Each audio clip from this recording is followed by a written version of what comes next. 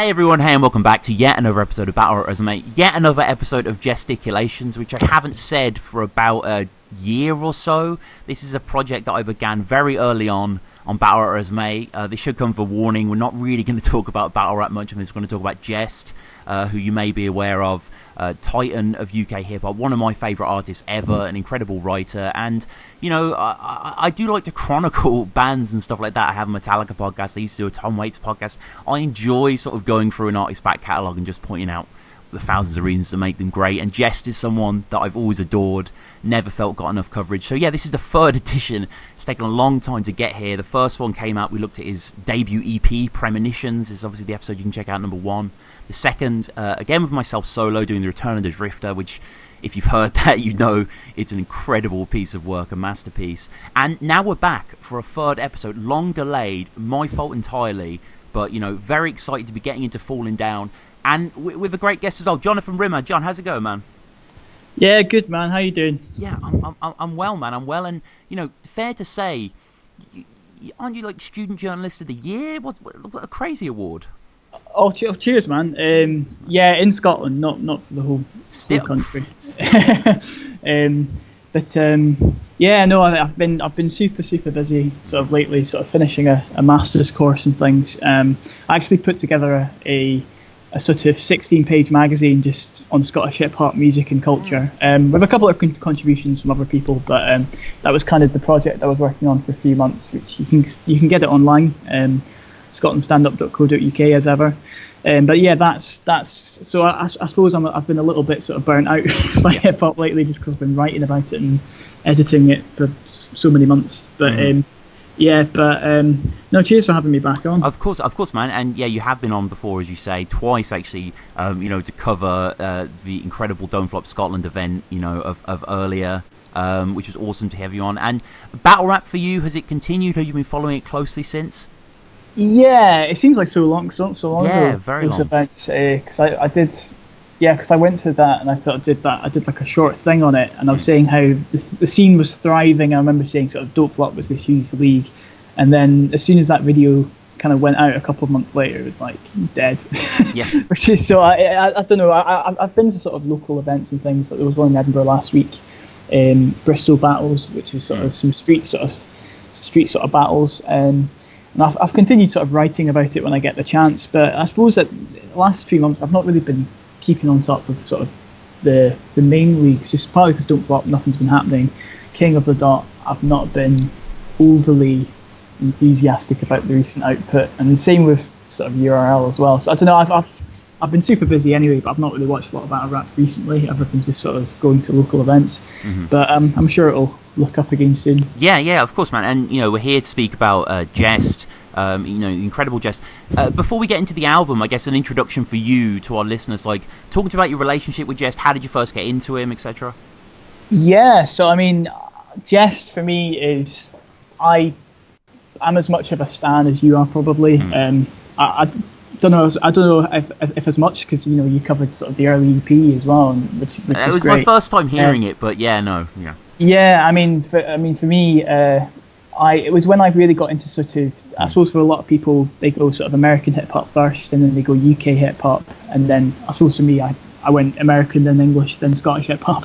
I suppose you get around to hearing it in your own accent, but you go through everything else. Yeah. And when I really got into UK hip-hop, I remember their stuff, I was really into the sort of the political stuff, like kind of Low Key and Akala and stuff, and I was really into that. But I was really, it was when I was studying sort of English at university and stuff, and I was getting more into my poetry. It sounds very pretentious, but I remember when I came across Jehst, I was like, this is so good. And Return of the Drifter, to this day, you know, it's my favourite album of all time, easily. Yeah. I would, and you know, I've reviewed so much music over the years, and I've got into so many different sort of styles. But for me, like, it's just such a. I mean, I'll sort of reference it when we talk about this Falling Down as well. But I mean, it was just everything about it, sort of his wordplay, just the musicality of how he uses syllabics as well in itself is enjoyable, even when I didn't entirely know what he was speaking about when I first heard him, you know, when I hadn't broken down the lyrics properly, even just the way he says things. And he's got a real sort of cadence and a real sort of unique sort of way of delivering his rhymes, and also just the beats that he uses are always really, really good. So yeah, I got into that album, and I just went through his albums from there. Really, I suppose it was shortly after Dragon of an Ordinary Family came out, which would be his third album. I came out in about sort of 2011. So I've not got the chance to see him live. I'm seeing him in a few weeks, but pretty much every one of his records I've enjoyed to some degree, I would say. And just to quickly plug as well, I got to interview him a couple of months ago on a website called Stereoboard, which if anyone ever sort of buys tickets online, you might have come across that because it's quite a big sort of ticket comparison site. But I've been doing sort of reviews and features for them for many years, and it was one of the most enjoyable interviews because I got to chat to him. I couldn't get him off the phone. It was like over an hour or something. He's got a way of speaking where he just sort of, it's kind of what you expect. He's just got such kind of knowledge and wisdom, and he just kept chatting away to us. And that's just on the sort of the new album. You Google that, you can check it out. But yeah, Falling Down, I would say after Return of the Drifter is probably my second favourite of his, and it's the one I've actually listened to more in the last few months, so it's quite sort of apt that we're doing it now. It's a 2003 release, his second album. It has, Jehst is a visual rapper to a certain extent. Like it's the punchlines, but it's also just kind of the mental landscapes that he can conjure and the clarity they come with. He sticks with you in that sort of psyche. And what do you think of the cover? The very sort of iconic cover. It's a man staring off, and in his head is like a womb that's giving birth to a child. Yeah, it's not my favourite cover of his, I won't lie. Because I think Return of the Drifter's got that kind of iconic sort of, I don't know, studio thing, and the colour scheme and the sort of the graph-esque kind of logo is kind of iconic almost. Whereas, and I think his last two albums, or his most recent two albums, they've got quite interesting covers as well. So I don't know, I always thought Falling Down, I didn't really understand it. I kind of got it more when I listened to the album, but like the actual graphics look a bit kind of weird. I don't know what you think. slightly sort of PlayStation 1-esque. Haven't aged as well as kind of, it's not arty enough, it's kind of aping for realism, so yeah, it's not. But I mean, with Jehst, there's an intent there, and for me, generally, if we're talking like the first sort of three main albums, because Billy Green is Dead, I still need to kind of become really acclimatized to, so Return of the Drifter, Falling Down, or Dragon, I'll probably put this as my bottom of the three, actually. I don't get me wrong, we're going to get into song by song, and I'll try and justify my choice there, and it is still a record I really enjoy, but I do like Dragon a bit more. Obviously Return of the Drifter is number one, but I think the soundscape can be a bit more defined. But let's get into it. So we're going to go through the whole album. Liquor Soaked Sentiments, it's that classic, this intro, it's the classic sort of expansive, striving intro, a kind of a demonstrative bow to the audience to kind of, proclaim who Jehst is. Yeah, I actually think this is one of his best tracks ever, to be honest. I think it's the perfect sort of kind of beat for him to open on as well. It's got this sort of effervescent kind of, I'm trying to think of the word for it, the way that kind of, it kind of opens up in that diddle-oo, and when he comes in, it's that really sort of I don't know, it's again sounding pretentious as hell, but it's almost like a flower opening, the way that kind of beat opens up, and it sounds quite expansive almost. Definitely. And because I suppose the way that he's kind of opening the album is, it's like, I'm still here, I've still got a lot to say, and it's just it sounds like quite a sort of optimistic, quite hopeful, quite not joyous, but kind of just, he sounds like he's really, really enjoying himself, just the way he puts rhymes together. It's not like a deeply sort of conceptual track, it's a lot of just sort of the way he sticks some of the rhymes. I could point out loads of different rhymes in this track, that just the way they go together is really slick, but it just sounds tough as hell, like I really enjoy it. And Jehst is one of those rappers that I admire, less his message, more just his verses are normally him describing himself, in some sort of environment, and what he is, and you know, there's inevitably, you know, potent hybrids and stuff like that, and penning, and just kind of arcane Illuminati style references. He just has this searching imagination that is littered throughout this intro track, and it's just such a sort of reassuring listen, because you know you're in for a treat, don't you? Like his verbal displays, I guess it makes sense that a battle rap podcast is studying this guy, because it's just such quality punches that aren't even punches, they're setups, they're just kind of one line. It's like there's nothing wasted on the pen. Yeah, it's the way this kind of flows. To be honest, I say I'm trying to pick out lines, but to be honest, it's not just an individual sort of sentences. It's the way each line kind of connects with each other, and you know, so he'll lead you down a rabbit hole, and then he'll go in a different direction, and like he'll sort of switch up his rhyme, or he'll switch up. He'll do something you don't expect. I mean, once you've listened to it sort of 100 times, it sort of becomes, you know, you just sort of, you can rap along to it and just sort of know it inside out. But when I first heard this, I was just like, there was something really unexpected about it, but really kind of, one thing this is a weird thing to shout out as well, but like the character of Jehst, I think, is something that he kind of develops on this record, in that I suppose the first album he had that kind of High Plains drifter sort of thing, this sort of mystical quality almost, which kind of went with the production that he was using. Sort of the gunslinger. Whereas I feel like on this record, I mean, I'm saying this from the first track, but like there's a real sort of endearing quality to him. I mean, he, you know, the way he shouts at his parents at the end. Yeah, you know sisters, I mean? Yeah. I don't know if it's his actual sisters or his mates or that, but he shouts at, do you know what I mean? He's got like he just sounds buzzing to be there, and I think there's something quite endearing about that. It was an album that you can tell. It came out what would have been probably a year after Return of the Drifter, and it just feels like it was an album he really, really wanted to make. And that I'm not saying he doesn't have the passion now, but I know that he's over the years he's taken time between records to put things out. Whereas I feel like this is probably a period where he was really just sort of, I want to get something out, I'm hungry. Do you know what I mean? And you can kind of hear that throughout this track.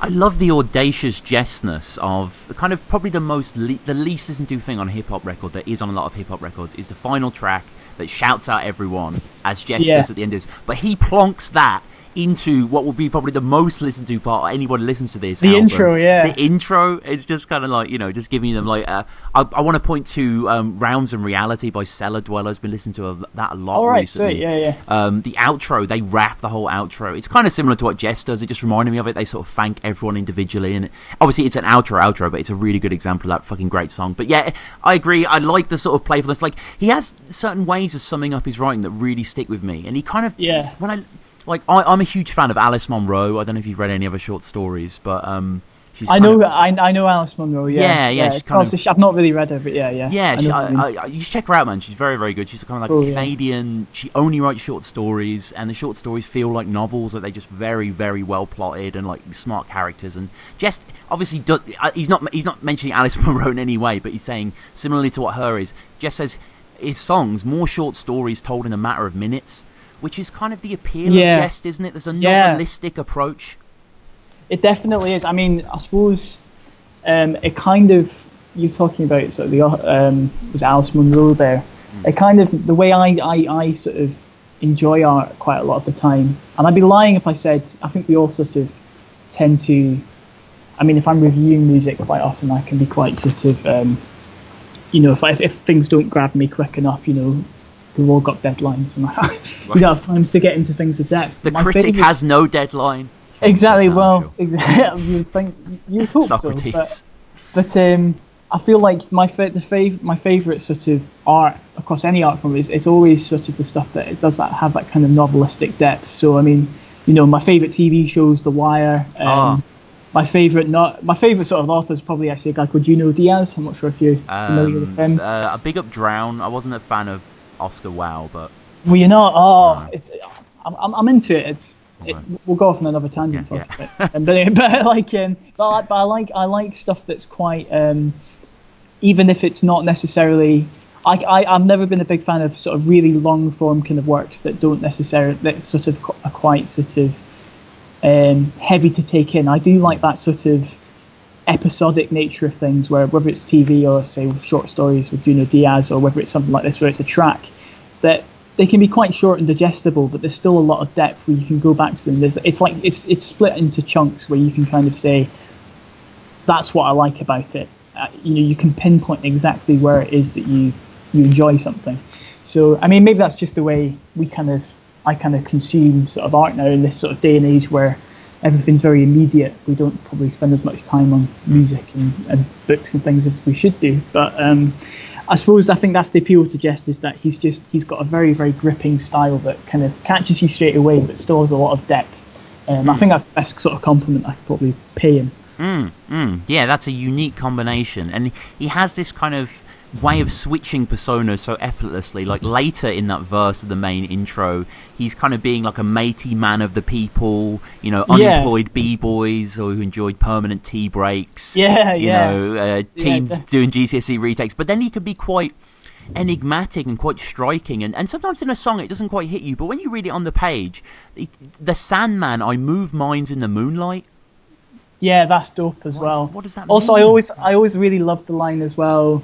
The orgasm phenomenon, no man can fathom the phantasm. The way he links those words together, so the image you have of this sort of like superhero-esque character, it's really colourful, this whole track. Yes. I think, and I think that's probably the best sort of adjective I can use to describe some of his writing. It's really colourful and very, very visual, as you were saying. Yeah. Beautifully just kind of swaps these different areas that it goes to. He talks about bleeding on the vinyl and the CD. Then we have the outro that's in the intro that is just brilliant. And he talks about the Y&R fam. He talks about his sisters. He says his mom, his dad. It's very cool. It does definitely get you in the mood for this track. And altogether, John, I'd say it's quite a successful kind of beginning.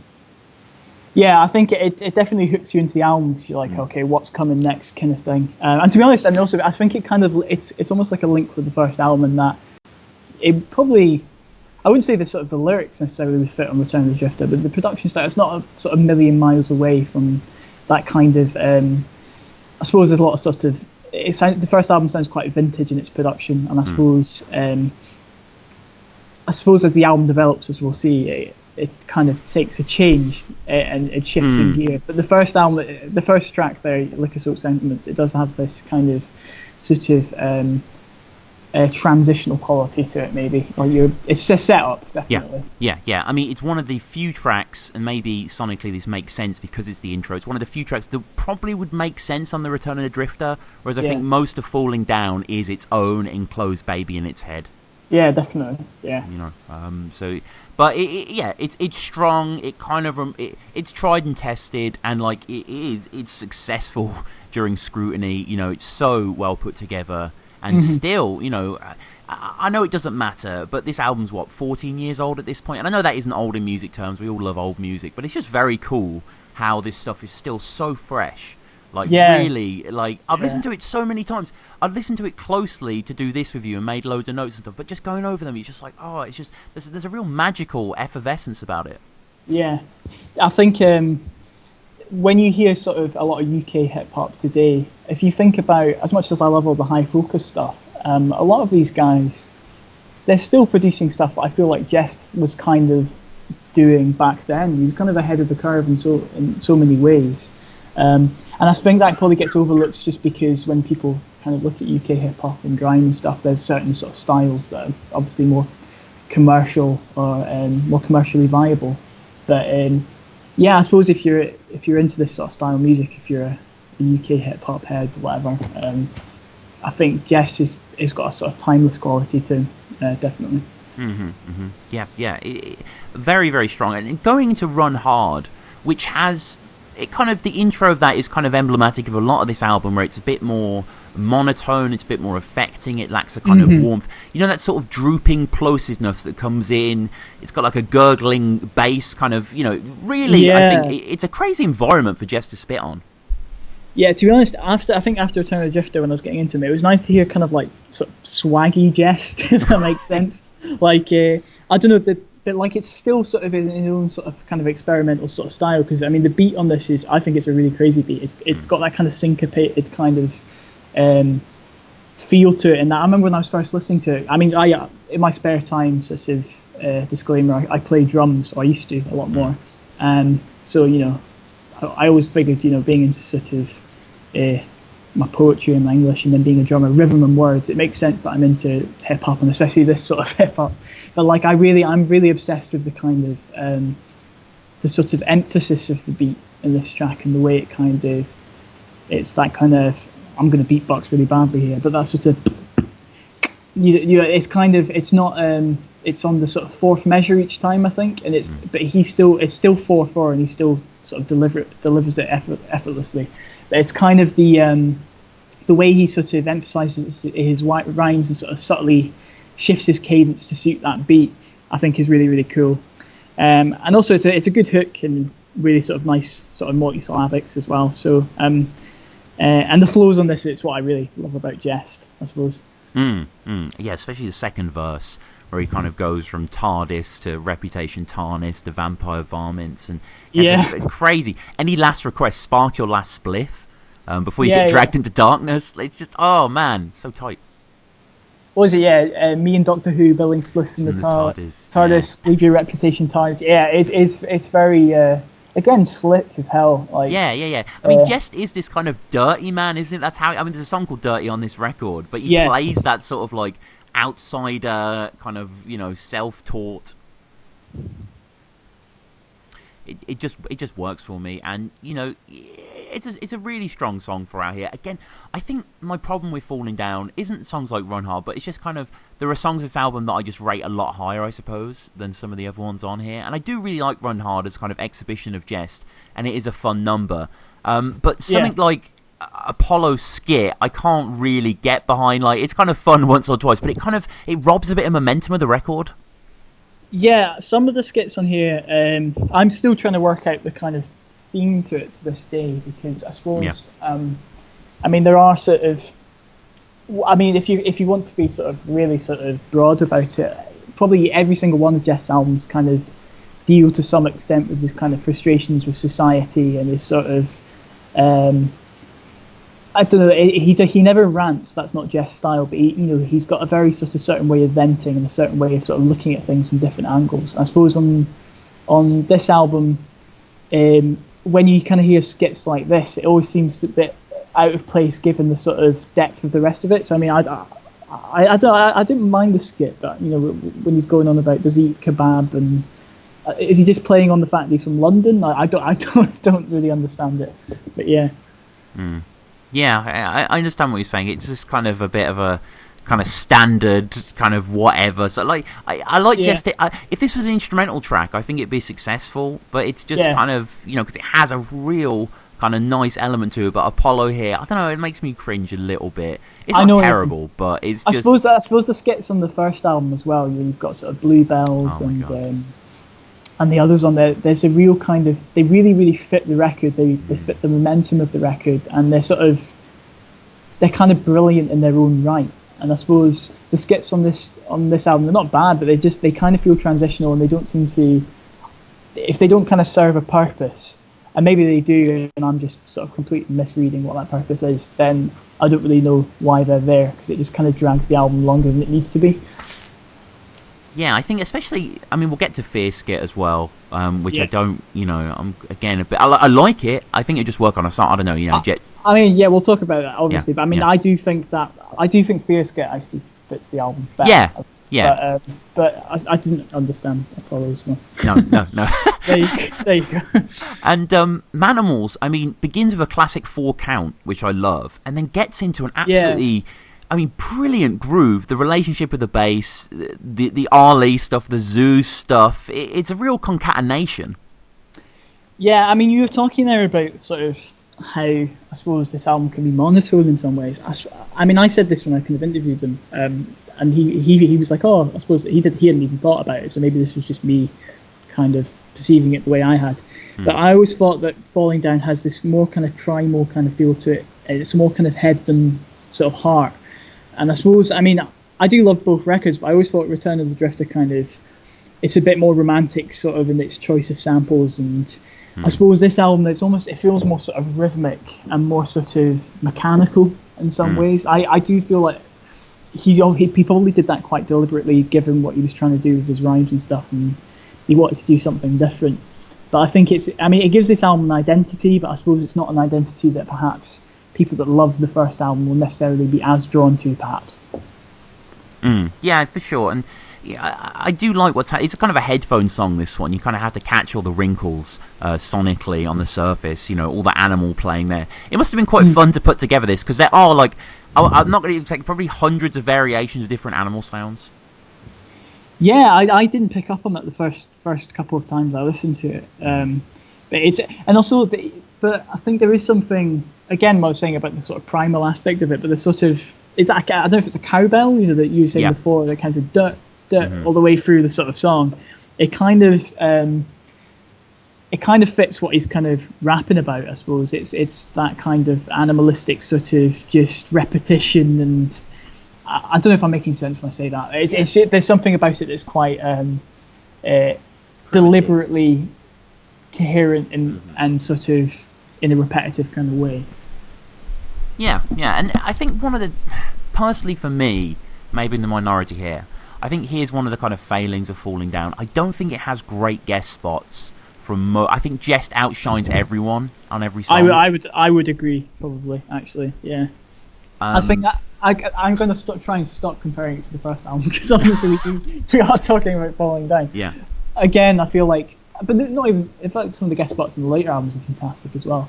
But I think some of the verses on Return of the Drifter are as iconic as Jehst himself, like on sort of the trilogy, and also the J Zones on Staircase to Stage. Whereas I think this time the guest verses on this album, for the most part, I do like the hook on sort of Run Hard, but I feel like most of the guest spots on here, they're kind of forgettable. I know exactly what you mean. They don't really shine in the way that they could do. But I suppose he was kind of. I suppose it was a point in Jehst's career maybe where he was, he sort of had more respect in the game, as it were, and he was kind of wanting to collab more and reach out to more folk. So maybe that's why. But I do agree on that. Because I mean, this song starts with two verses from guests, Usman and the Sun Dragon, and the Sun Dragon especially. It's just kind of, it's name animals, but it's, I don't know, there's something just not, like, there's nothing worse than kind of bad rap, you know what I mean? Stuff that just kind of is quite... the reason why I like Jehst is because I find quite a lot of rap quite bloodless, and listening to this, I just really get excited listening to it, and I just think it's so good. And I don't know, I mean, it's just not something for me in the song that is ever remarkable. Yeah, bloodless, that's an interesting way of putting it, yeah. I suppose, I think my slight issue with the later stuff with Jehst was I suppose his kind of rhyming style developed in a way that it started to become more lethargic to fit with some of the themes and some of the topics he was discussing. And on some tracks it really, really works, but it's not the sort of flow and kind of delivery that I enjoy from Jehst as much. I think there's something kind of hypnotic about his sort of earlier style, I suppose. And there's hints of that on this album. But I mean, as we'll discuss, there's definitely tracks where he's still relentlessly entertaining. But I did think it on a couple of tracks on probably all of his albums bar his first one. And it's developed more as his career's gone on. He basically he kind of abandoned that sort of overly technical style. And he was saying, when I spoke to him, he kind of was saying that, I think there is this kind of emphasis with a lot of sort of technical rhymers, and you see it in battle rap obviously quite a lot, and that everything's got to be perfectly put together. Multisyllabics have to be every single line, and they have to be delivered a certain way with a certain cadence. And it just so happened he was brilliant at that style, but I could see why he probably got a little bit sort of tired of it, as and you'll hear on his newest record, sort of Billy Green is Dead, it does have that sort of more kind of it's storytelling, but in a very, very different way, and he approaches things more like an artist than just as a rapper now, which is a good thing. But it means if you're really into the sort of rap aspect of it, I can see why that would probably put some folk off. And, Jehst is such an incredible writer that essentially his verse in Manimals is him just kind of imagining himself as some sort of hybrid playing through these forms, often to absurd levels. The lyricist Jellyfish kissing a Guinness. Kissing a Guinness, yeah. I was trying to work out what he meant by that. That's What did you sort of take from that kind of line? I saw it as like Dadaistic, really. Just sort of Yeah. somewhere for him to go, Okay. But I walk regal on all fours, all forms. I forge masks of a tiger shark. Like that line as well has a jagged edge to it, kind of Yeah. coming out. And like, Yeah, quite literally, yeah. yeah, and like I'll never forget Twisted Pennies, who said like I've got the vision of a polar fox. And it's like if you sort of pinpoint an animal in a bar, music or otherwise, a unique one, it can be successful. The vision of a polar fox. What battle's that? Oh, what is that? I think that's Sleepy G. I think that is him versus Sleepy G that he got robbed on, which I'll always mention. I think I was there for that battle. Were I don't you? remember that, but that's dope. Yeah. Yeah, love that line. But yeah, I mean, his verse kind of ends the song really well. Even the intro, Gazelle accelerate away from my Puma shoe. Like Gazelle accelerate is gorgeous. Yeah, it's not just the rhyming. It's the kind of the sort of the vowel sounds and the syllabics, as I said, the way he uses that. Gazelle looks. It's there's something also like the words he often uses reflect what they sound like. This is probably getting a little bit too deep. But I suppose like gazelle is a fast sounding word and it kind of fits what he's trying to say. I always like stuff like that where he's kind of his word choice is impeccable. On so many tracks.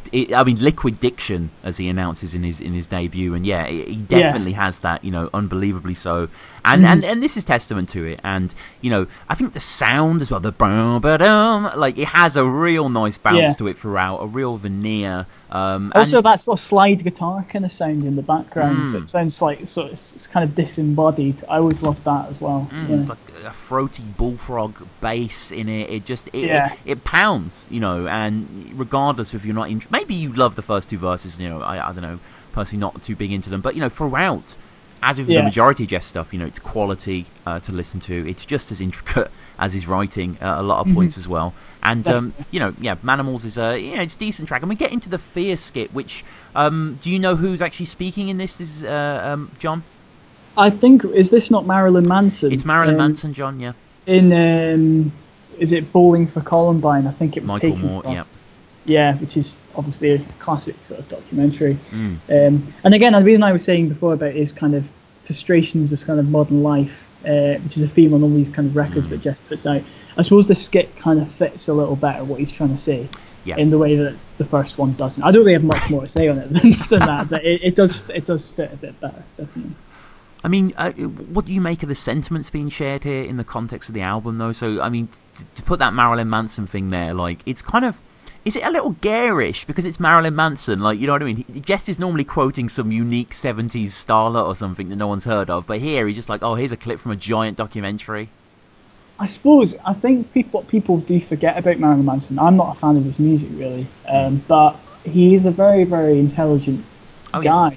And he's got this kind of... I mean, I remember he had a huge sort of this solidarity with Eminem back in the day, sort of when they used to talk about shootings and all the rest of it. And I suppose one thing that Marilyn Manson is... If there's one thing you could say Marilyn Manson and Jehst have vaguely in common, which isn't very much, right, it's that I suppose they do take on this kind of outsiderish persona. He does sort of more sort of physically and visually, Marilyn Manson, whereas Jehst, I suppose it's more the sort of his kind of outlook on... I mean, Jehst has never been a sort of nihilistic kind of character, but he does have this sort of cynicism on some of his tracks, and this sort of... I mean, it really came to the fore, I suppose, on the album after this, especially on sort of tracks on like England and stuff. But he's always had this sort of... He looks at things very, very analytically and kind of sort of looks at society, kind of like a sociologist would or whatever. And I suppose if there's one thing you could say about Marilyn Manson, I can't speak for his music, but when I've seen him sort of speak and sort of on things, he seems quite sort of coherent and quite an analytical mind. So I'll give him that, I suppose.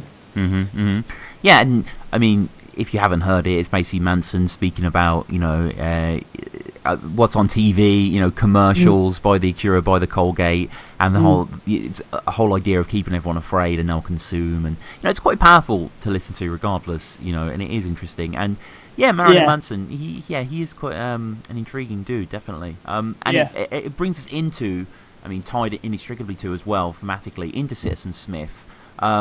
Again, a great showcase. I really like the beat here. It kind of has that kind of industrial thump. Yes. I don't know if this is controversial. This is my favourite track on this album. I don't know why. I think it's one that would really kind of go off live. There's something about it that really gets stuck in my head. It's just, for me, like, if Jehst wanted to battle, we were talking about sort of battling. Actually, that was one thing. So I'm totally saying, I met Jehst and he said this and that. But when we did get talking about battle rap a little bit, and he was saying that he did keep up with sort of Don't Flop and stuff. And he said he saw the Respect BA, Tony D clash and stuff. Because I think he's known both of them for years, I think. And he was saying how he was really enjoying it. But he was saying that he really thought that a lot of was lyricism, that's where it is now. And it kind of, it makes sense that he would say that, because he does have this kind of style that he can bring out that is very combative and very sort of, I don't know, it's as you were saying, like, it's punchline rap almost. On this track, just the way he goes from punch to punch is fantastic. I'm trying to think of specific lines, but just I'll get the lyrics up. It's a fantastic sort of, the way he kind of goes between bars is fantastic. Yeah, he talks about twisting grass till each eye's like a miniature Mars. There's often this kind of planetary, transitory sort of nature to it. And the beat as well has, again, like, I say monotone, it's kind of repetitive in a good way, but it's kind of constructed around, it's not like, I liked what you said before, romantic, and how romantic Return of the Drifter is, but I get what you're saying there. There's a bit more violin, there's a bit more maudlin sentiment, rather than this one's a bit more jaded. But again, it's just fantastic throughout here as well. Really, really does well. And Citizen Smith, that's like a reference to like a TV show, is that right, or something like that? Yeah, I suppose it is. I suppose it's also probably a 1984 reference, I would have thought. The whole sort of, and again, it kind of follows that skit about TV and sort of being controlled and all the rest of it. And I suppose a big thing for Jehst is our consumption of media and what directs people to do what they do, and to see things the way we see things. And as I say, he does like to, because he's quite an abstract thinker, and you can see it in his rhymes. It kind of informs how. I suppose he's a very sort of questioning guy. I can always sort of, it's hard to pinpoint exactly what Jehst's kind of ideology is, but I think he definitely, he's not a huge fan of sort of kind of globalization and the way that I suppose we're kind of fed information. You can hear that on several tracks on this sort of record.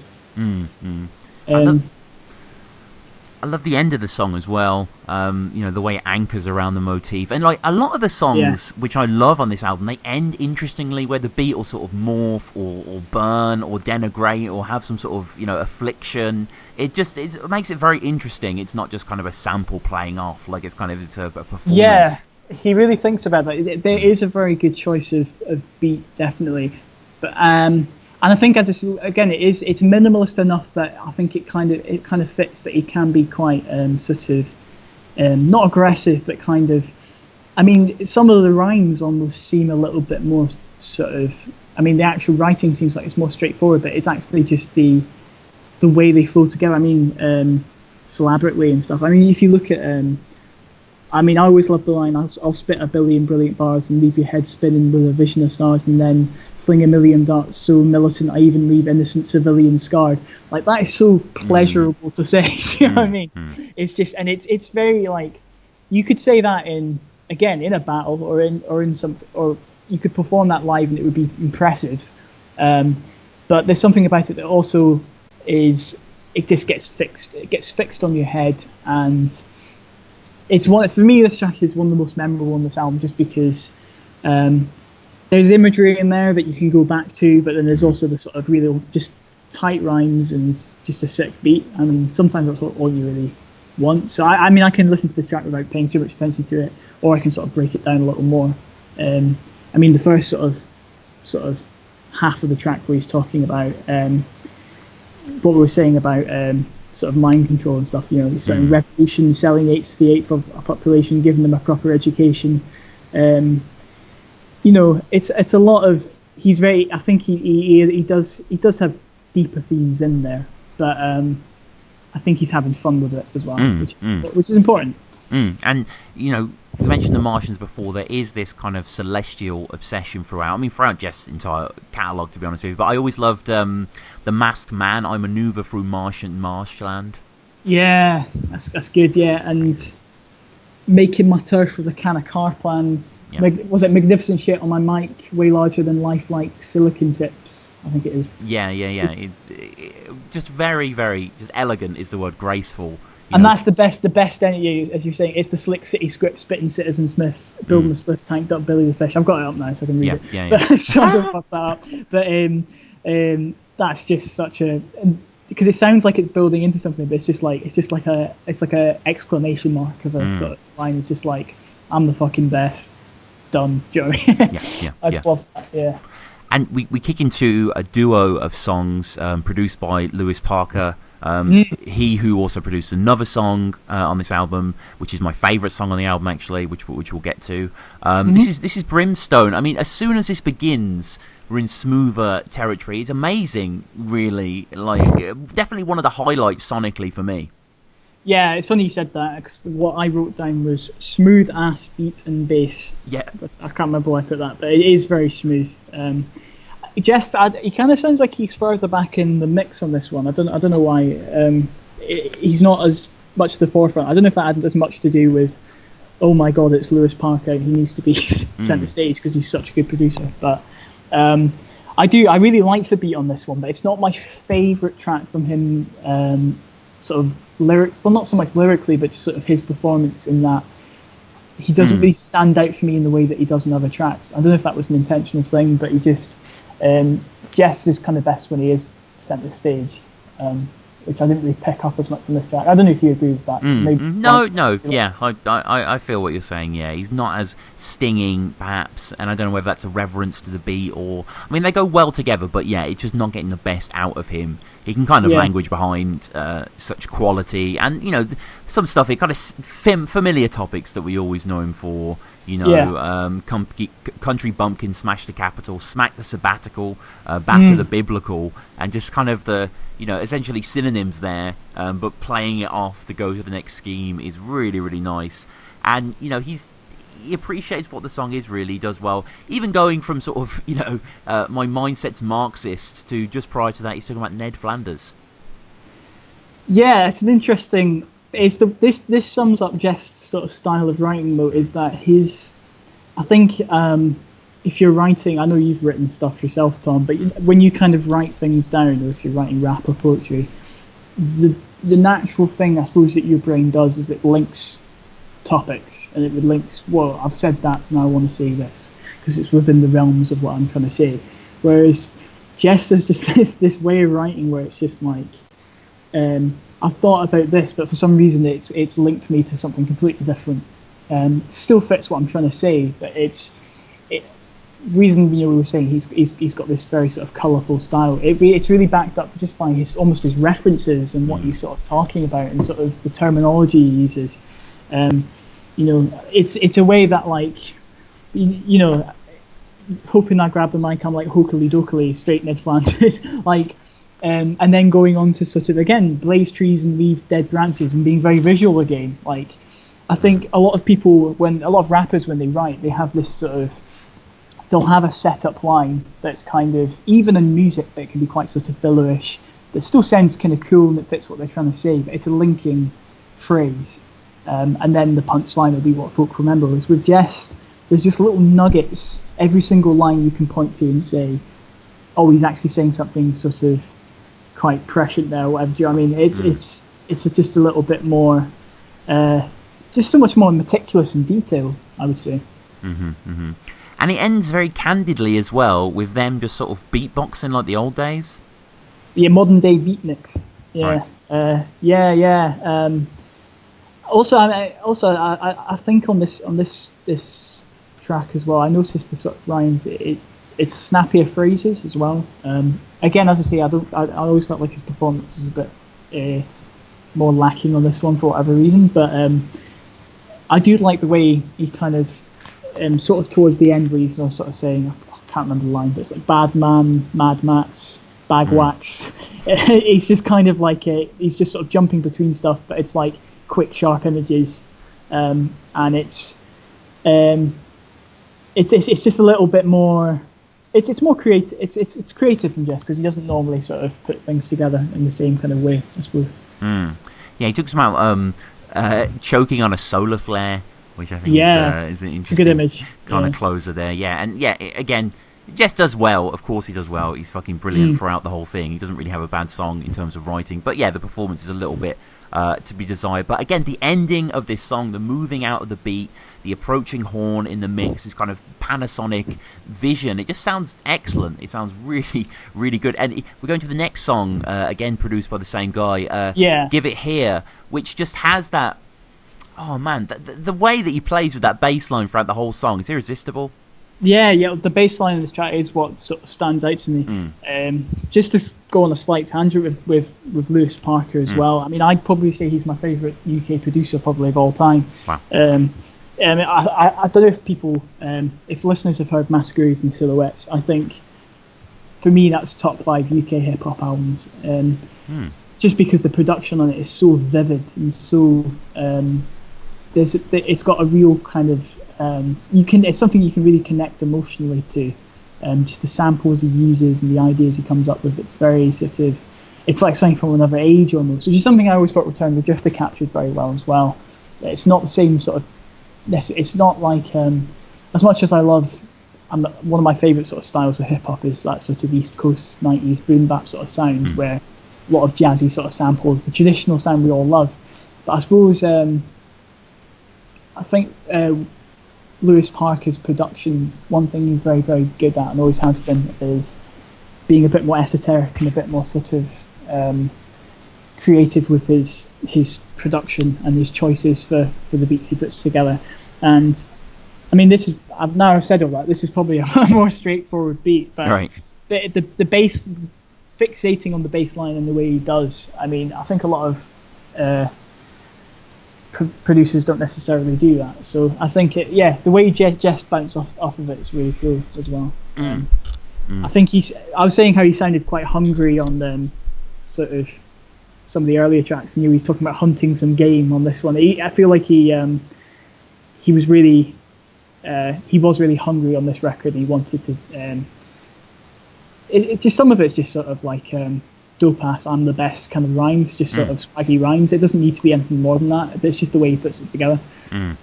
Yeah, the piano keys as well that play along the beat really add the character to it, the way the voices come in. And again, we have the guests, Kalashnikov with the first verse, which I pretty like actually.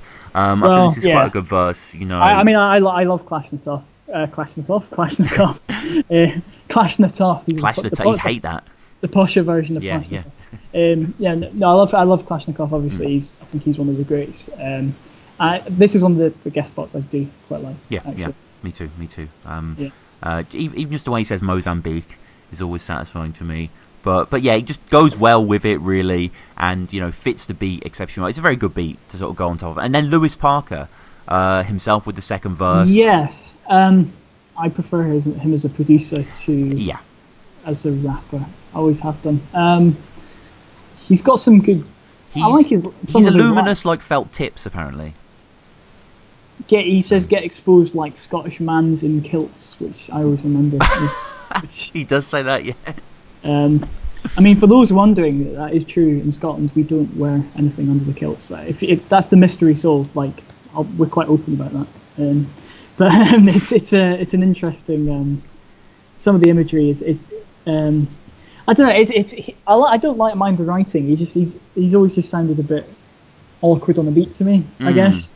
I don't know if that's sacrilege because he's such a legend, but he's not. You've got to be honest, man. Like I agree. Yeah, it's just nothing too got any staying power. Jehst, however, he so knows how to begin a verse well, to sort of set a scene, to introduce you back to who he is. Doing this till I'm ragged and aged with varicose veins. Yeah, so good. Yeah, that's just a great rhyme. He live long and prosper while amateurs fade with Klingon ways. So it's just that kind of depth of reference that he has there. Just works really well. The same plot, the same genre, the same drama, the same bloodstained paper you chase after. I also like his kind of. There's something very English about sort of the way some of the stuff Jehst talks about as well. You're probably Scarpa from Bobbies and Body Armor. Yeah. I don't think Americans would pick up on that, but like he's not afraid to sort of use sort of that kind of slang and terminology. It just makes him. It feels quite authentic to what he's saying, especially because he then talks about sort of mocking hip hop and sort of again he's kind of addressing it to sort of I don't know some non-existent enemy or whatever, but it is that kind of battle style, but also saying I think he's true to his roots and he's always authentic with what he says, and that's for him. That's probably quite a traditional sort of attitude to hip hop, but Jehst has always had. Yeah, no, certainly, and just kind of creating these enticing images, these mental riddles at the end. And when you feel my phenomenal rage, you'll be suffering abdominal pains, lost in this impossible maze. Yeah, again, just the rhymes, man. It's just it's not easy to write that. People think, oh, I can do multisyllabics and battle and whatever. It's even, I think, there's rhyming and then there's rhyming, if you know what I mean. There's people that know exactly how sort of the best hip hop MCs do it and the sort of rhyming styles they use, but if you can do it as creatively as Jehst and sort of almost surprisingly, I mean, he never goes for the sort of most obvious thing, if that makes sense. Whenever I don't know, I've got the lyrics up again here now. Just when I'm looking at some of these, I would never have thought that could rhyme with that. Do you know what I mean? It's a very sort of maybe that I'm looking at this with sort of childlike innocence, because I can never write like that. But it's so impressive. Yeah, no, it's really a statement that he makes, and he sounds great on this sound as well. It's quite an airy sound for him to inhabit, whereas a lot of his music can be quite layered here, but it's quite simplistic in the best possible way. It fades out, it gets a normal fade out, but it works well. And then we get another skit, but this is yet again a different type of skit. This isn't like a quote, this isn't like a braggadocio. This is just literally a teaser of a beat that will eventually hear the crescendo to. This is the falling skit. It's just the the build. It comes back in later. Yeah, no, it's fine. Again, it's not something that really there's much to say on it. It doesn't really blow you away. But it kind of, again, I don't mind instrumental skits if it kind of if they're short, snappy, and they fit the record, it's fine. I suppose it kind of. I'm trying to think which track it comes back in on. Actually, I'm just trying to remember. It's Falling Down. Falling is the very yes, it's the title track. Yeah, no, not sure how necessary that is. But no, I don't really know what it functions as. Like, it kind of makes sense if you listen to it, with virgin ears, and it's like a teaser of something that will drop later. It kind of works on that level, but is it necessarily necessary? No, I don't think so. But it's fine.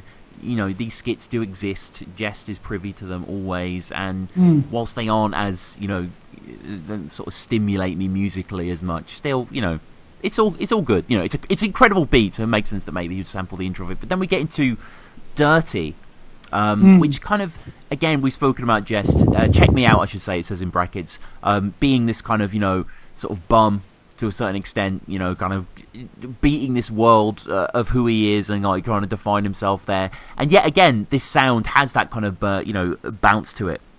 Yeah, and it's that sort of snappy style where he's laws of karma, jaws of piranha, skin of iguana. But it's again very animalistic but very sort of it's not kind of I think sometimes with Jehst kind of style, he comes out with sort of quite vivid, long sort of sentences, then he'll sort of link it with a snappy sort of rhyme, and then we'll go on to the next one. Whereas I think some of these, it's a bit more unpredictable and a bit sort of haphazard, which is fine. I think the track's kind of quite aptly named. Weird sort of thing as well. I don't know if you've ever heard the Brotherhood, which is a sort of 90s kind of UK kind of group of MCs. This track always reminded me of them for some reason. It's got that kind of sort of 90s feel to it. The rhyming not so much, but just the beat's got that kind of ominous hum to it that they were very, very good at. I mean, for those who aren't aware of the Brotherhood, they were signed to the same record label as the Spice Girls, so I think that gives you an indication of what was going on at the time, but they never really broke out. But yeah, they were like this sort of classic group from the 90s, and they were quite sort of important, I suppose, in terms of breaking down barriers, because I think there was one Jewish guy, one sort of might have been an Asian guy, and a black guy, and a lot of their rhymes were about sort of crossing divides and all the rest of it, and also they were talking about sort of inner city violence in London before a lot of other MCs perhaps were.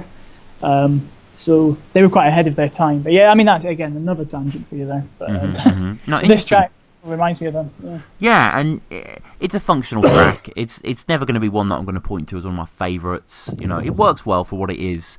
I like the sort of single note that's held in the background, as you say. It does give it a certain menace, and, again, Jehst is sort of just painting it. Spit bars of molten lava, jaws of piranha, skin of iguana. So he's just building this kind of manimal yet again. I really like Dark Lord of the Deep Sleepers, about to blow like cheap speakers. Yeah, that's quite tight. Yeah, I like that. I'm trying to think. I'm trying to think if there's any particular lines that really stood out for me on this one. Again, it's more sort of the kind of hum of the track and the sort of vibe to it that kind of stands out. Oh yeah, he shouts out Kaiser Soze, so I like that reference. Yeah. But apart from that, there was. It's more. Again, it's one I really want to break down.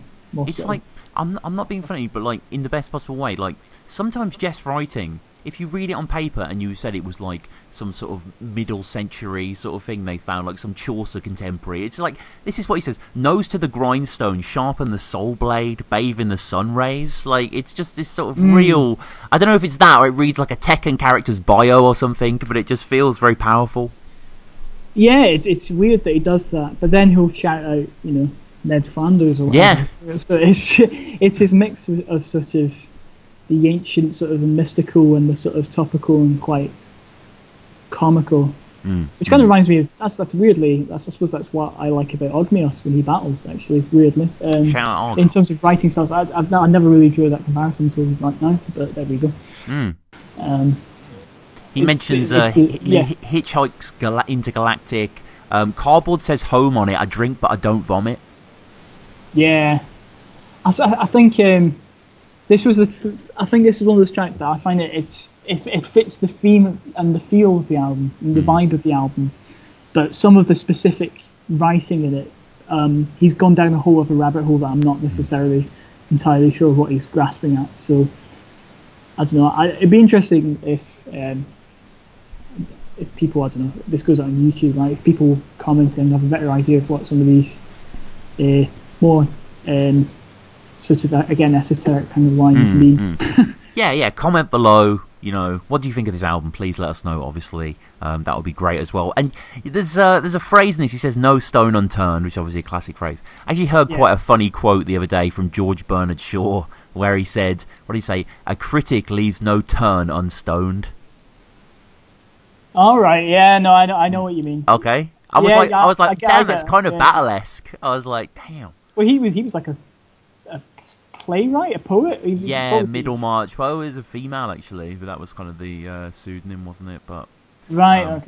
Yeah. But really, good stuff here from Jehst yet again, and a bit of an outro as well, a bit of a play. He loves the scratches, right? He does. I think it sounds.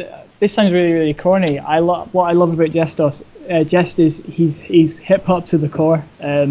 He's got a very deep understanding of all the elements of hip hop and what the culture is all about. And on every single one of his records, I think he touches on different aspects of the music and the culture that are quite important, I suppose. So I mean, I always respected that about Jehst, and I think he doesn't throw it in for lip service almost, like in terms of the scratching and stuff. It always fits what he's doing, but you can tell it's just kind of in his blood. That's the way he makes music. So it works on this track anyway. No, certainly, and you could be mistaken for thinking at this part of the album, oh, we need to get a bit more Jehst. Like, there's been guests, but we need Jehst more than ever, really. And Monotony has guests, but he just has lots of like quality from Jehst here, like some really especially the closing verses. Yeah, I do. I like this track. I noted down it's too long for me. Right. Okay. Which maybe sums up what I was saying earlier. Yeah. I think this track could probably have been a verse shorter for me. I don't know, maybe if you cut Diablo, or maybe I don't mind A Savior. He was on the first record, wasn't he? He's the first verse in the track where he's talking about well, a bunch of things, but it's more nothing too memorable. Nothing too memorable, but it's nothing too consistent either. No. But again, Jehst's verse is pretty. It's probably the best on the track, I would say. Yeah, it's one of the first bona fide hooks on the album. Like in a sort of typical way. Yeah, the way Jehst uses hooks is interesting because he on some tracks it's just. I mean, obviously on Dragon you've got starting over. I'm a waste man, I'm a stoner. I'm a waste man, I'm a loner. I'm a spaceman, I'm a stoner. Which is it's some of his verses like that, or some of his choruses almost like that aren't necessarily obvious hooks. As other ones will, he'll just have a sample for a hook, like on sort of Alcoholic Off or whatever. And then there's some tracks it'll just be the way he puts a particular sort of verse together will be catchy, and that's what you'll remember. So he's not a sort of MC that I would say uses sort of I'm going to get a pop star in to sing and then I'm going to go back to my verses. It's just not really how he writes music. So I don't know what you think about how he uses hooks, but I think he does seem quite it depends what he thinks the track demands, kind of thing. Yeah, he can do hooks. China Shop Tours, which we'll get to, I think has an incredible hook. Yeah. I think his hooks are kind of classic in the sense where they're always barbed with one of his witticisms, and then a bit more musical as his inflection demands. But yeah, I think the hooks can do well, and I think this song just has some lovely stuff. A kind of more conspiratorial eye in the second, especially we got fans transfixed like planes at the Pentagon. Yeah, and he also starts talking about sort of. One thing I always liked was the kind of sort of atmosphere of this track, I suppose. I mean, that's one thing I do like about it. It's kind of, there's a ghost-like feel to it that can almost fit on his Muse record, actually. When he's talking about, he said, the day breaks, embraced by the mayhem the AM creates, a grey place, rain on my face is acidic, can't take the basic pace of living. And I don't know, there's something about, that really harks back to what I loved on, I mean, one of my favourite lines ever by Jehst, which is obviously City of Industry, where I drop a match in the cloud and watch the flames rise, fire watering falling from these grey skies to painted train lines, chrome over red brick, reflective like a gemstone in a cesspit. Yeah. That real sort of visual, like, and that, I mean, I love it when it's a poetic sort of approach that he's using, but it's a very, very condensed visual thing where you have no doubt exactly what he's talking about and exactly what the metaphor is and exactly what he's trying to say. And I think this track in particular, I do think the whole thing's a bit long, but his own verse is just a bit more visual, and it's probably a bit more up my street, I suppose. Yeah, no, I agree. And he kind of closes it off. So, like, Diablo, it has not a very good third verse. Eyes on tits, mind on clit. which is not too memorable here. But Jess talking in the fourth about his burn the trees till his eyes turn burgundy. Yeah, I always forget he has a second verse actually because it's quite short, isn't it? But then he's got a long kind of verse at the end, but there's a bit in the middle. Again, this is what I'm talking about by the track being quite long. It's just got these different sort of sections to it. It kind of spirals round.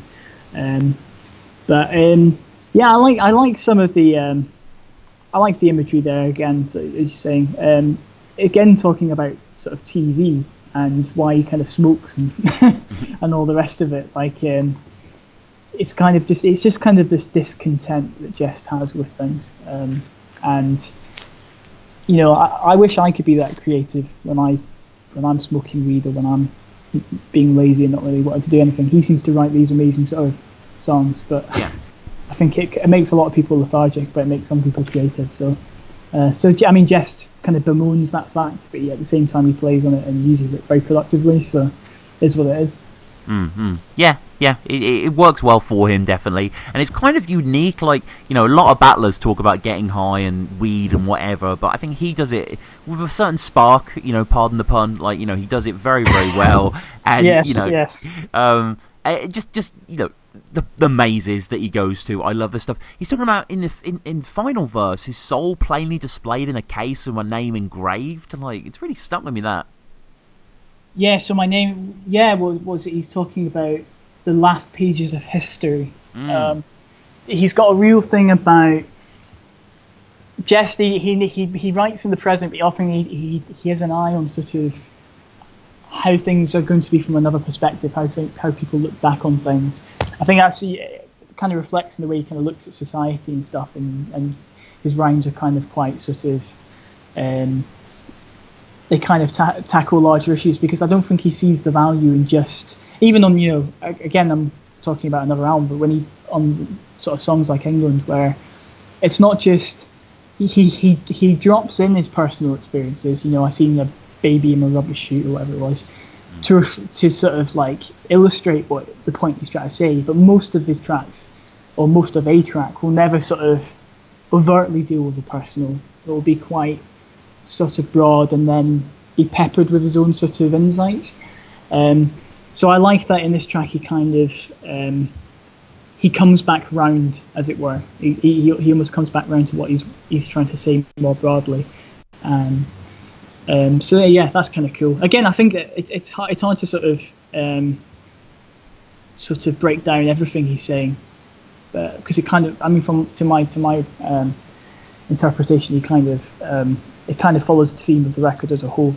But I don't know what you think about specifically this track and how it kind of fits. But yeah, I mean, in terms of fitting in, it's kind of, I think the track works in bites. Really, it works in slower moments and quick. You know, things that don't last so long. And this is maybe a bit flabby in terms of compositionally. That's a better way of putting what I was trying to say. Thanks, Tom. Yeah. No, it's all good, man. It's all good. But yeah, it works. ESP for me, I personally feel the album gets a lot stronger towards the end. Some of my favourite stuff take place in the back end, and ESP for me marks the Rubicon, being crossed over into classic Jehst territory. Reminds me a lot of Camberwell Carrot actually as well. The intro is so delicate. It's like a minute intro. It's wordless, it's tense, you know, the drums have a small pulse, but it's just the keyboard. It sounds like a demented children's TV show or something, this signal, this sound, you know, it's so gloomy and so final. It's unbelievable. Like, it's a wonderful piece of music to lead into this, like, central verse. Yeah, I can't remember, does Jehst do the beat for this as well, or am I imagining that? I'm not sure. It's hard to find out who definitively does what. I know that Lewis Parker obviously does another one, but I'm pretty sure Jehst is involved, yeah. Because the reason I say that, I mean, I suppose, as you were saying, the first minute of it, it's quite eerie, this sort of track. And I forgot this record had this kind of bit to it, because it's one of these albums you'll throw on, it is quite long, and so you don't always get to sort of the final kind of bits to it unless you deliberately do. But Jehst, he does have this kind of side to him, this kind of taste for more sort of dark kind of production. I mean, I don't know if people have heard sort of Jehst's own sort of production for other artists. He's done some good stuff with sort of Triple Darkness and a few others in that kind of vein, and it's always this sort of real kind of gloomy, intense kind of darker style that he kind of comes out with. Like I was surprised almost because it's not the beats he always uses himself, but that's the only reason I asked that. It's because it's something that I know he makes this kind of style quite a lot now, and he has in recent years. Yeah, he definitely become a bit more embodied in his persona, and it's just, again, just these central kind of conceits that he's painting, these genres: drown in the depths of my mermaid's water, at warm with the storm's daughter, the tornado's sister, she's twisting my aura. So, Jehst has what he doesn't have often on this album: a target, someone to address this song directly to outside of the viewership. Do you think this works well for him, kind of framing around this kind of demonic, slightly deranged, slightly seductive female figure? Yeah, I think it's something. It's a bit different, and I think this is probably the one track on this album where I suppose thematically, if it doesn't follow the sort of same kind of. It's animalistic in the same way that some of the other tracks are, but the language it uses is similar, but it's more obviously sexual. He's talking about my lip licking sex sandwich, the grand dish, stuff like that, which is an interesting way of putting it. Yeah. But there's nothing. It doesn't feel particularly erotic in a kind of positive sense. No. It's something that's quite sinister about it. And he's talking as it goes on, sort of depression, sort of embodying my expression, the vessel for my love and affection, which is quite telling. Maybe, I mean, as I was saying, how he seemed quite optimistic and hungry when he started this album, but as it's gone on, he seems to have slipped into a darker area of his mind somehow. So it's interesting that, yeah. Yeah, it is intriguing that he everyone slips to lust, I suppose, at one time or another, so it's kind of the humanity is showing through. Where he says, like, she wears me out like jewellery, I remember that line striking me straight in the heart when I heard it. She wears me out like jewellery, yeah, that's a good line. Yeah. I actually think some of the words on here are quite... there's something quite metal about it as well. Right. When it gets to the end, my hate and aggression releasing my sweat and suppression. The 7 sins, my second skin. It sounds like, I don't know, something like Opeth would come out with. Yeah. I don't know, like, yeah. It's weird, but like, it's a new side to his writing. And I think maybe it stands out on this record just because it's a little bit more eerie and a little bit more off the wall. As much as I love the consistency of his records, I do, but I think on an album like this, where you do have these skits and it does sort of stretch out a little bit more, it's kind of appreciated as a change of pace, I suppose. Yeah, for sure. And just again, him talking about endorphin release, adrenaline rushing, salt water gushing. I love that juxtaposition between the two. That's a beautiful image as well. Yeah, really, really rich. Coming into Vessel of My Love and Affection, which is a slightly more oblique term there. But yeah, it ends with 30 seconds of song, as it began with a minute of song as well. Sort of the far off voices. I think I hear an echo of like "Me Too, Me Too." It's just quite strikingly enigmatic, isn't it? Very enigmatic. Yeah, it's not. I think this probably also represents a point in probably Jehst's career where he did start letting tracks run a little bit more and letting you get the vibe for a piece rather than just thinking, oh cool, for the beat's pretty cool, he's going to come in on the fourth or whatever. It's not as predictable. Yeah. He maintains that through his career, like on Starting Over is another track where it's like a minute and a half when there's no words whatsoever. It's just sometimes you just got to let a track sort of breathe, I suppose, and I think it's something that a lot of MCs forget. There's no need to jump into things if the track doesn't demand it, and that's the weird thing, is that's not necessarily the shortest track either, but it doesn't feel as flabby as Monotony does, and that's probably because of how he's using the space, I suppose. The next song, Die When You Die, one of my all-time favourite Jehst songs, actually. Yeah, I think I've always adored this song. That repetitive legato right at the start that kind of repeats throughout.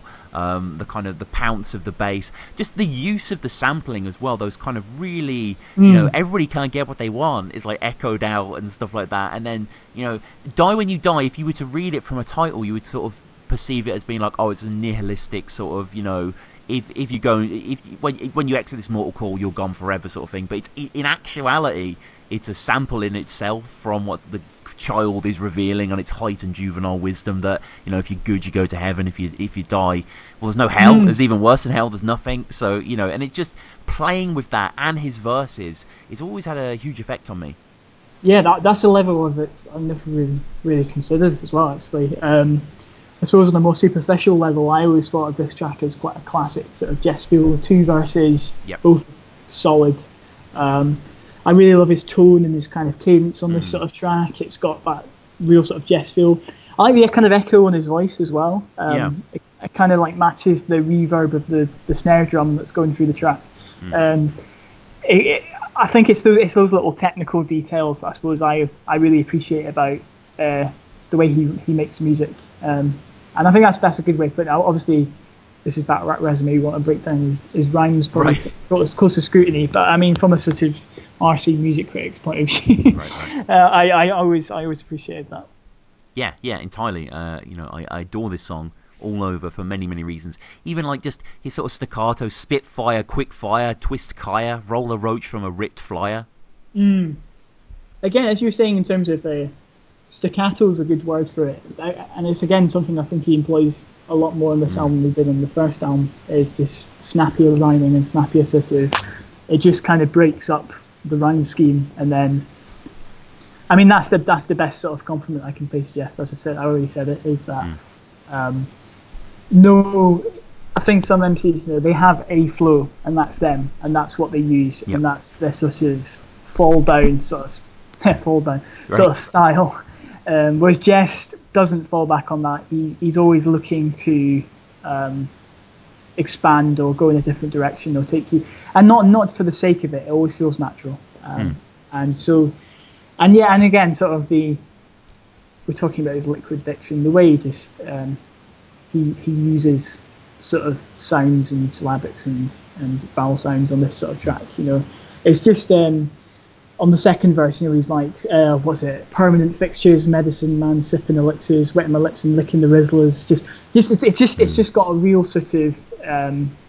It's really, really smooth, and it serves its purpose really well. So, the enlightened investigations that he's kind of putting forth here in the first, the wise read and analyze the scrolls, stolen souls dissolve in alcohol, which is just, you know, very, very striking. A cold-hearted defense in this dungeon hole.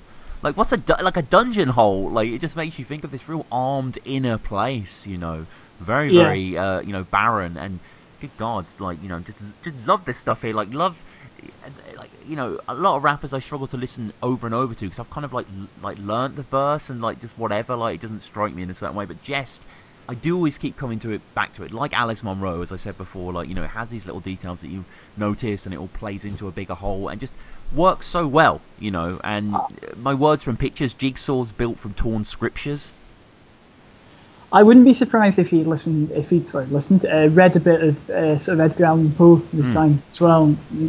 For whatever reason, I don't know why that's the image I get when I listen to this track, but when he's the end of the first verse where he's sort of saying, sort of talking locked in a gold heart, elimination in a gold test, the overblown mess left gold men stressed and suicidal, cyanide drips from the vinyl. It's just that, you know, I think the way he talks about sort of being trapped and sort of your brain sort of being a sort of holding you hostage almost in a way that I think is very just the language he uses to describe that sort of thing. It reminds me of Edgar Allan Poe for whatever reason. Can't remember the specific story I'm thinking of. But, yeah, I know what you mean. The sort of tongue-twisting sort of way, the manic way, but there's still clarity there. The fresh script indica sticky fingers, and it could all end in an instant. Walking the ledge, stay nimble as ninjas. Like, there's always a precarious nature to Jehst. He's just escaping somewhere or scraping enough by, or, you know, he's living on the edge, really convincingly in this. The ghosts in my dome stay closed in a coma. It just, you know, Black Sabbath, suited and booted on this Black Sabbath, which I don't know as a double reference to Fairies Wear Boots, the Black Sabbath song, but maybe. But it's just, you know, fantastic. Into Black Sabbath, St. Pancras, which is, you know, a really nice movement there. And I mean, the game's deadlocked is how he ends it. There's always this kind of, there's never any hope, is there, with Jehst? No, it's kind of, it can be depressive in a way, but at the same time, it's we've touched upon this already, but because there is that kind of sort of sense of kinetic movement to this album, this sort of animalism to it, and this sort of primal nature, is that so many of these tracks he seems to write rhymes in a kind of active tense, very, very actively. I'm doing this, and I'm doing this, and I'm doing this. It's not just his thoughts about this or his reflections and stuff. What really kind of keeps his tracks kind of flowing is kind of the tension that he adds to it, almost. My pen nib inches closer and closer, and the ghosts in my dome stay closed in a coma. Some of that stuff, as well as just being really, really well written, it just, I think, I always loved sort of Rhyme Asylum and stuff like that, where it was kind of quite sort of dark and visual in another way. But I think Jehst is he very much, when he wants to, he can kind of create a tension just by sort of how he leaves lines hanging and what the sort of link is and what's coming next, and you wonder what's coming next. It keeps you listening, from it, and that even from the first track, Liquor Soul Sentiments I was talking about, that was that the first time you hear it, there's that unpredictability to it. You're kind of transfixed because you don't know where he's going next with it, and I think that's always enjoyable. Yeah, and then moving into Move Back, which has the Morse code piano, the sort of thump to the song as well. War of the Replicants, Dawn of the Predators. It's a much more laconic sort of ways going in with it as well. And this is a decent track. I think this kind of, it works well in the sense of the hook, and it gives it a certain sense of zest there. But, aside from Jehst being Jehst, and I always love that, I think compared to, say, the next two songs, it doesn't make for the most triumphant close. But I suppose the way I kind of see this, I like this track as a one-off. As part of the album as a whole, it's not the one that I fixate on. But one of my favourite Jehst tracks was always the Trilogy, in that it's kind of got that really kind of minimalist sort of straight loop with something just slightly off key about it that gives him kind of room to sort of get creative with his flows and bars. It's one of those tracks where you're really focusing on him. So it suits his style quite well, these kind of beats, and it's just that sort of slight, as you're saying, that kind of plinky piano. It's just slightly off key. It's not anything it's not the most sort of conceptual or deep track on the album, but it does its purpose, I suppose. Yeah, no, for sure. I'm a regular Joe Dirt, scribbling homework, riddling code words. My mission is covert. You just start verses, as I say. It's very, very impressive how he can go about that way. Loop that man, I ain't scared of clearance. Also, one of my favourite lines, he says, checking homegirl make whoopee like Goldberg's parents. Yeah. But he pauses on Goldberg as well, and parents sort of sneaks in. It's great. Make whoopee like Goldberg's parents. Yeah, it's he never he doesn't try. He's not one of these sort of guys who just kind of is overly comical for the sake of it. He just kind of drops these lines in sometimes. I just love it. Yeah. I know. Yeah, I know what you're saying. Yeah, it's not overplayed, which makes it ever the better. And then sort of a lock flows down to mathematical equations, and now it's a one-horse town. It's just again a little bit of the Western imagery coming back there, but nothing too overpowering. And I love supping a bud on the blower, like what's up. But it's said in such a sort of, almost reading it makes it a bit clearer for, the advert, what's up, that sort of thing. But it's just kind of done in this kind of blaze green acres in the grey staircases. Yeah. Oh, also, he talks about sort of towards the end where he's talking about his flow, listeners riding the wave, what was it, tidal wave. There's again, he can be quite sort of literally quite sort of evocative of the elements. You know what I mean? He sort of uses when he sort of uses imagery. I think he often kind of goes for really earthy imagery, or to do with water or fire, or everything's to do with using hot and lava or whatever it is. Which it's just a very sort of it's not a crux that he uses, but I think it's something that he always kind of it's one of the most evocative things you can have as a listener, is to have that kind of elemental thing you can draw from. And I think Jehst knows that. He's very, very intelligent with it. So I mean, even on a track like this, that is quite sort of minimalist in sort of what it's trying to do. It's gripping enough just because of that, I think, just because of even when you don't entirely know where he's going with it, it's enjoyable to listen to because it paints a picture. And he plays meta with it. He says towards the end of the song, third verse still carries the vibe from the first. He's aware, of the sort of chronicle, the listener. The Stone Temple Fighter Pilot, which I don't really get as a sort of line itself, it's just a cool line, but I'm guessing that's a Stone Temple Pilot's reference. Yeah. I'm not really entirely sure what sort of... He references Black Sabbath on another track as well, I think. True. Maybe he likes his rock music, but... Good on him. Yeah. As do we all. Yeah. And Brain's still laced with that melody. He carries it out again. The song ends quite decently, and Falling Down is an amazing song, and really one of those songs that's kind of like the beat is just... I mean, how would you describe the beat to Falling Down? Well, we kind of talked about the sort of the skit. It's kind of like... Well, I mean, that's just the taste. It's got that kind of it's layered almost. There's a kind of... the vocals to it just give this sort of...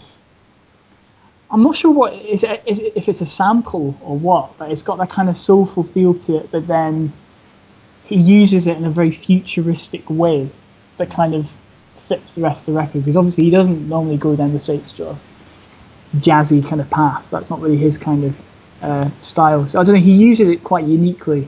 It's one of his most creative tracks, no doubt, though. And I think he some of the references as well. Again, we were talking about referencing rock. Actually, he references what was it, Millennium Metaphors, which is a great album by Firelight Cipher as well. So right. I think that's in the first verse from memory. But yeah, that's again, I'm getting sidetracked. But yeah, no, I know exactly what you mean. And yeah, it just has that kind of... It uses the vocals like... it's really quite plosive, and it definitely hits you. I couldn't have done it better myself. Yeah, right. That's what I'm here for. It goes up and up, and then comes back down. Yeah, I think that's... And the bass is just very... technical term. Yeah. It has an arpeggio, crescendo, whatever that endo word is. But yeah, it does well, and, very, very well. And just kind of... My silver tongue spits gold bars. Like, that is like an immaculate line.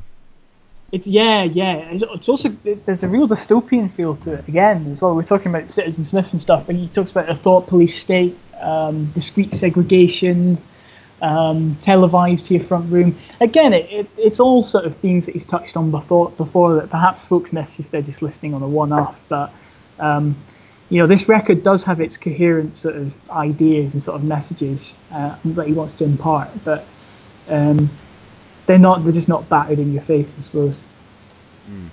Yeah, they're definitely there when they need to be there, and he just, works so well on the beat. Like, Jehst is someone that's very nimble. He seems to operate so well against different rhythms, different demands, for his stuff here.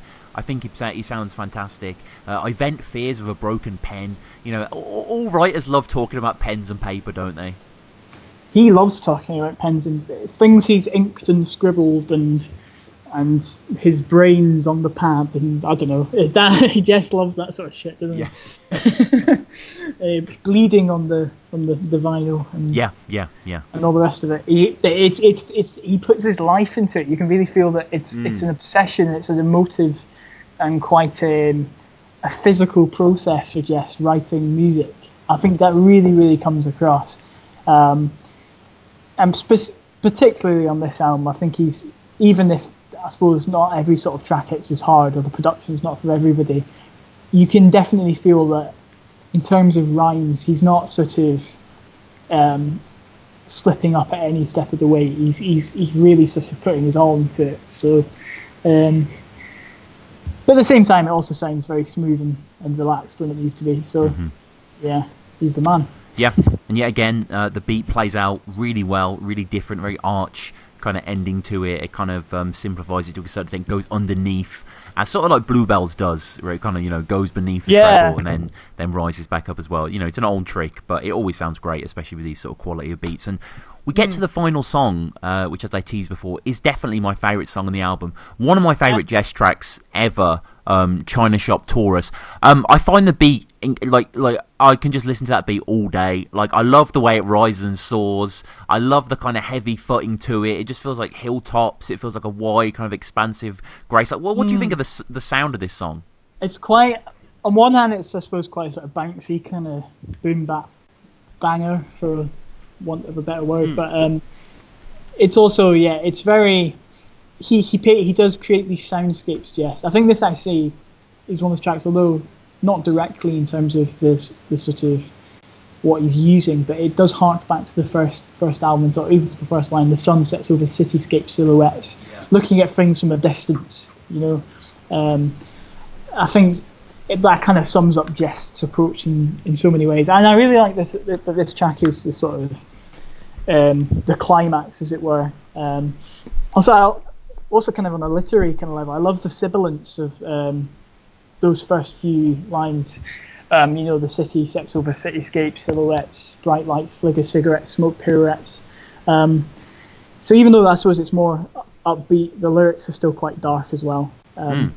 Obviously, he talks about sort of needing to live lawless, what the city has done. He references Jamie Bolger, Damalu Latela.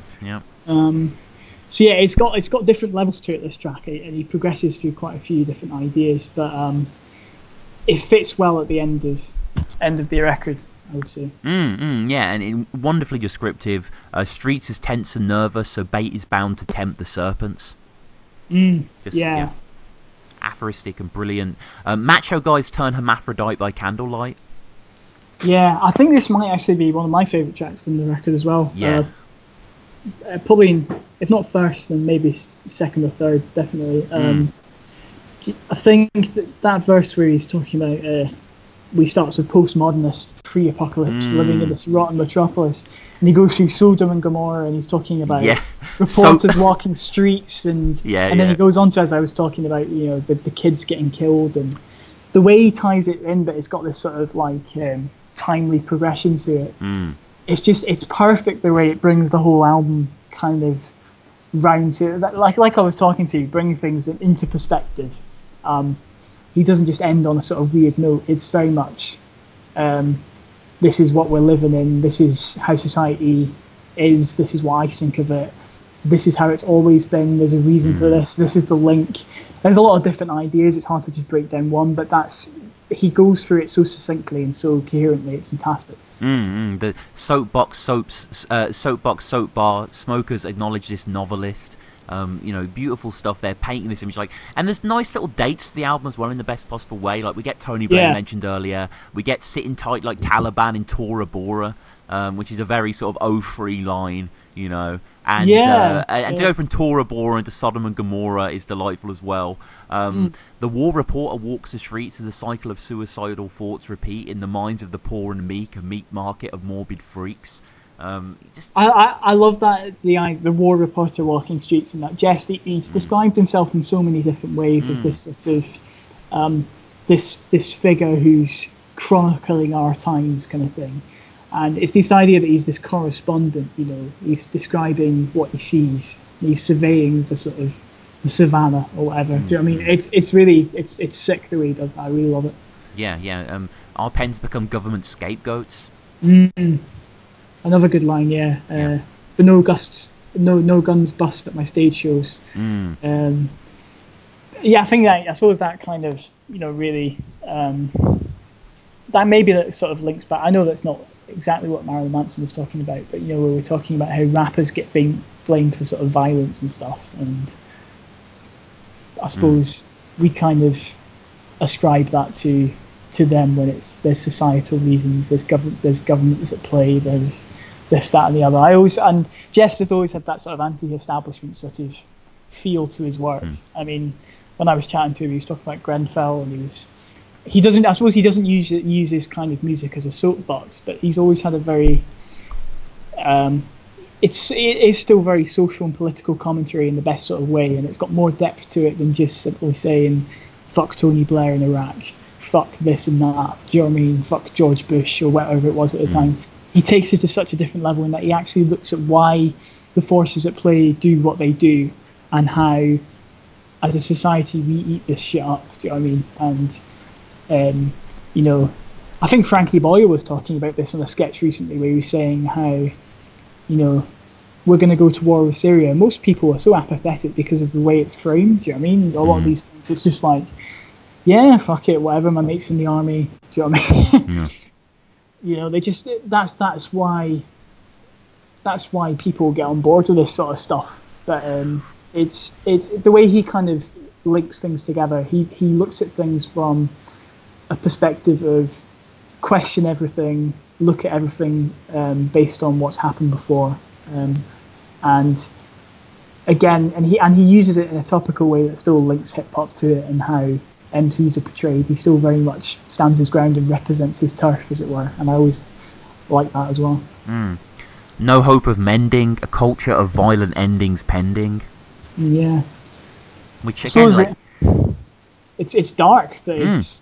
I suppose we're talking about aggression. It is more aggressive than the first record. I suppose it's just more blunt. Yeah, certainly. And again, I mean, you've got to talk about the hook as well. Like China Shop Tourist. Obviously, everyone knows about Bull in a China Shop, but like to put tourist, to add that slightly, you know, mythological bent on top. It's so Jehst. Yeah, it's star signs, isn't it? Yeah. Which is not something I personally believe in whatsoever. But there you go. Yeah. It works. It works within the context of the song, you know. It is a wonderful closer. It's an incredible beat. Jehst has some of his best verses, you know, just the way it all plays together as well. The sense of an ending, the sense of closing. It's not like the intro was a bit more typical in its affectations. It's just kind of a big banger that closes the song, really, that closes the album, really leaves you impressed, satisfied. I mean, to wrap up, John, I mean, Falling Down, it's pretty impressive, right? Yeah, well, I mean, as I say, I hold Jehst on such a sort of pedestal that every single album of his I think is superb. For me, he's the most gifted sort of UK hip hop artist. Yeah. You can debate over whether he's the best MC, he's certainly up there. But there's a reason I suppose Jehst fans are so fiercely like, I don't know, we advocate him so much is because there's just a depth to his writing and a depth to his how he approaches albums that is unmatched. And I suppose Falling Down's it doesn't hold the same sort of emotional resonance with me as Return of the Drifter does, and it never has. But I probably play tracks off of it just singularly just as much as the first album, just sort of when I'm dotting about or whatever, just because I always just get the urge to. It's just got some, as we've discussed, some really, really good songs in it. I'd be interested to hear why you think the next one surpasses it, but I think this just about is probably my second favourite LP of his. But as I say, I like all of them. Yeah, and I should say, you know, this is going to become a more regular thing. Gesticulations. Me and Jonathan will return for the. I guess we got to do Nuke Proof Suit rather than Dragon. Is that right? Actually, we're talking about releases. I love Nuke Proof Suit. I think I might even like it more than Falling Down. Actually. Oh, really? I've never really listened to it, so I need to check it out.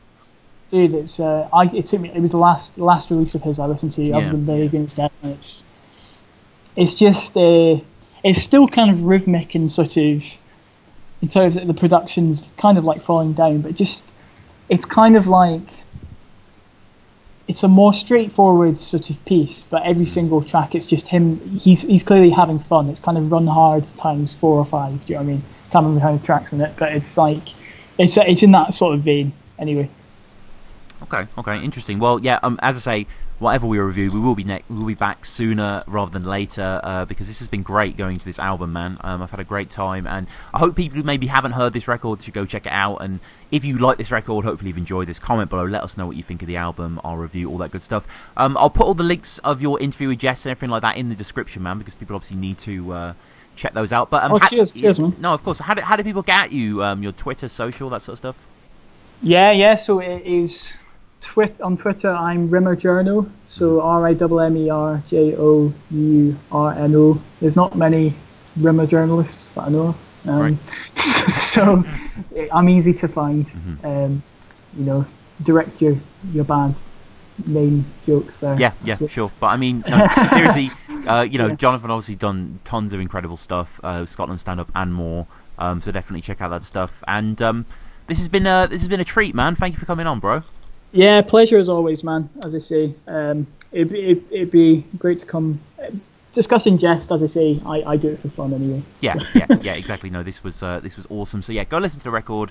Go check out John's stuff as well. There's some crazy stuff over there. Subscribe, leave us a comment, leave us a review on iTunes, Patreon, all that good stuff. But yeah, finally, John, thanks so much, man. Yeah, peace.